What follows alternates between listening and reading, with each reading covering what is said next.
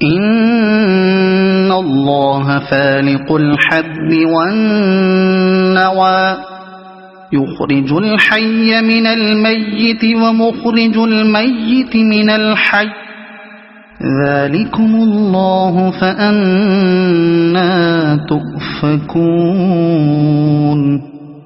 دانے اور گٹھلی کو پھاڑنے والا اللہ ہے، وہی زندہ کو مردہ سے نکالتا ہے اور وہی مردے کو زندہ سے خارج کرتا ہے۔ یہ سارے کام کرنے والا تو اللہ ہے، پھر تم کدھر بہہ کے چلے جا رہے ہو؟ دانے اور گٹھلی کو پھاڑنے والا اللہ ہے، یعنی زمین کی تہوں میں بیج کو پھاڑ کر اس سے درخت کی کمپل نکالنے والا۔ وہی زندہ کو مردہ سے نکالتا ہے اور وہی مردے کو زندہ سے خارج کرتا ہے۔ زندہ کو مردے سے نکالنے کا مطلب بے جان مادے سے زندہ مخلوقات کو پیدا کرنا ہے، اور مردہ کو زندہ سے خارج کرنے کا مطلب جاندار اجسام میں سے بے جان مادوں کو خارج کرنا۔ فالق الاصباح وجعل الليل سكنا والشمس والقمر حسبانا ذلك تقدير العزيز العليم۔ پردہ شب کو چاک کر کے وہی صبح نکالتا ہے، اسی نے رات کو سکون کا وقت بنایا ہے، اسی نے چاند اور سورج کے طلوع و غروب کا حساب مقرر کیا ہے۔ یہ سب اسی زبردست قدرت اور علم رکھنے والے کے ٹھہرائے ہوئے اندازے ہیں۔ وَهُوَ الَّذِي جَعَلَ لَكُمُ النُّجُومَ لِتَهْتَدُوا بِهَا فِي ظُلُمَاتِ الْبَرِّ وَالْبَحْرِ قَدْ فَصَّلْنَا الْآيَاتِ لِقَوْمٍ يَعْلَمُونَ۔ اور وہی ہے جس نے تمہارے لیے تاروں کو صحرا اور سمندر کی تاریکیوں میں راستہ معلوم کرنے کا ذریعہ بنایا۔ دیکھو ہم نے نشانیاں کھول کر بیان کر دی ہیں ان لوگوں کے لیے جو علم رکھتے ہیں۔ یعنی اس حقیقت کی نشانی ہے کہ خدا صرف ایک ہے، کوئی دوسرا نہ خدائی کی صفات رکھتا ہے، نہ خدائی کے اختیارات میں حصے دار ہے، اور نہ خدائی کے حقوق میں سے کسی حق کا مستحق ہے۔ مگر ان نشانیوں اور علامتوں سے حقیقت تک پہنچنا جاہلوں کے بس کی بات نہیں۔ اس دولت سے بہرابر صرف وہی لوگ ہو سکتے ہیں جو علمی طریق پر آثار کائنات کا مشاہدہ کرتے ہیں۔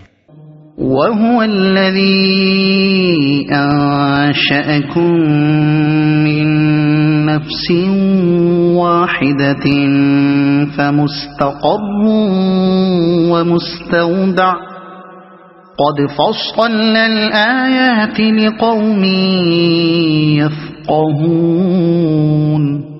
اور وہی ہے جس نے ایک متنفس سے تم کو پیدا کیا، پھر ہر ایک کے لیے ایک جائے قرار ہے اور ایک اس کے سونپے جانے کی جگہ۔ یہ نشانیاں ہم نے واضح کر دی ہیں ان لوگوں کے لیے جو سمجھ بوجھ رکھتے ہیں۔ جس نے ایک متنفس سے تم کو پیدا کیا، یعنی نسل انسانی کی ابتدا ایک متنفس سے کی۔ یہ نشانیاں ہم نے واضح کر دی ہیں ان لوگوں کے لیے جو سمجھ بوجھ رکھتے ہیں۔ یعنی نوع انسانی کی تخلیق اور اس کے اندر مرد و زن کی تفریق اور تناسل کے ذریعے سے اس کی افزائش، اور رحم مادر میں انسانی بچے کا نطفہ قرار پا جانے کے بعد سے زمین میں اس کے سونپے جانے تک اس کی زندگی کے مختلف اطوار پر اگر نظر ڈالی جائے تو اس میں بے شمار کھلی کھلی نشانیاں آدمی کے سامنے آئیں گی جن سے وہ اس حقیقت کو پہچان سکتا ہے جو اوپر بیان ہوئی ہے۔ مگر ان نشانیوں سے یہ معرفت حاصل کرنا انہی لوگوں کا کام ہے جو سمجھ بوجھ سے کام لیں۔ جانوروں کی طرح زندگی بسر کرنے والے جو صرف اپنی خواہشات سے اور انہیں پورا کرنے کی تدبیروں ہی سے غرض رکھتے ہیں، ان نشانیوں میں کچھ بھی نہیں دیکھ سکتے۔ وَهُوَ الَّذِي أَنزَلَ مِنَ السَّمَاءِ مَاءً فَأَخْرَجْنَا بِهِ نَبَاتَ كُلِّ شَيْءٍ فَأَخْرَجْنَا مِنْهُ خَضِرًا نُخْرِجُ مِنْهُ حَبًّا مُتَرَاكِبًا وَمِنَ النَّخْلِ مِنْ طَلْعِهَا قِنْوَانٌ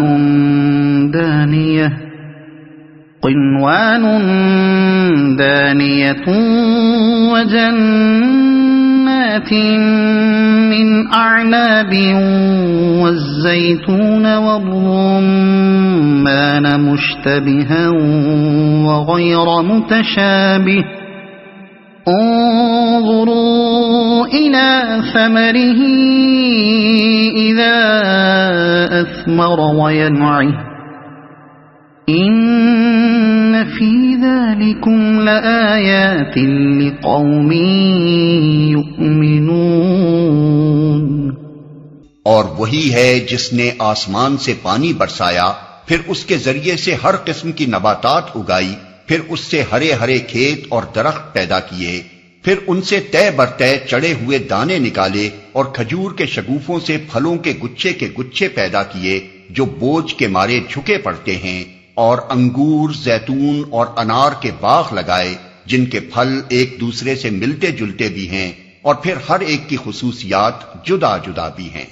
یہ درخت جب پھلتے ہیں تو ان میں پھل آنے اور پھر ان کے پکنے کی کیفیت ذرا غور کی نظر سے دیکھو، ان چیزوں میں نشانیاں ہیں ان لوگوں کے لیے جو ایمان لاتے ہیں۔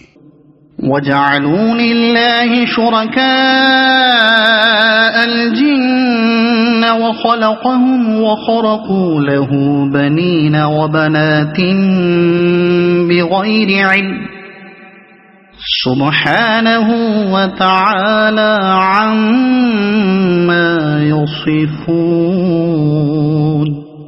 اس پر بھی لوگوں نے جنوں کو اللہ کا شریک ٹھہرا دیا، حالانکہ وہ ان کا خالق ہے، اور بے جانے بوجھے اس کے لیے بیٹے اور بیٹیاں تصنیف کر دی، حالانکہ وہ پاک اور بالاتر ہے ان باتوں سے جو یہ لوگ کہتے ہیں۔ اس پر بھی لوگوں نے جنوں کو اللہ کا شریک ٹھہرا دیا، یعنی اپنے وہم و گمان سے یہ ٹھہرا لیا کہ کائنات کے انتظام میں اور انسان کی قسمت کے بنانے اور بگاڑنے میں اللہ کے ساتھ دوسری پوشیدہ ہستیاں بھی شریک ہیں۔ کوئی بارش کا دیوتا ہے تو کوئی رویدگی کا، کوئی دولت کی دیوی ہے تو کوئی بیماری کی، وغیرہ ذالک من الخرافات۔ اس قسم کے لغو اعتقادات دنیا کی تمام مشرک قوموں میں ارواح اور شیاطین اور راکشسوں اور دیوتاؤں اور دیویوں کے متعلق پائے جاتے رہے ہیں، اور بے جانے بوجھے اس کے لیے بیٹے اور بیٹیاں تصنیف کر دیں۔ جولائے عرب فرشتوں کو خدا کی بیٹیاں کہتے تھے۔ اسی طرح دنیا کی دوسری مشرک قوموں نے بھی خدا سے سلسلہ نسب چلایا ہے اور پھر دیوتاؤں اور دیویوں کی ایک پوری نسل اپنے وہم سے پیدا کر دی ہے۔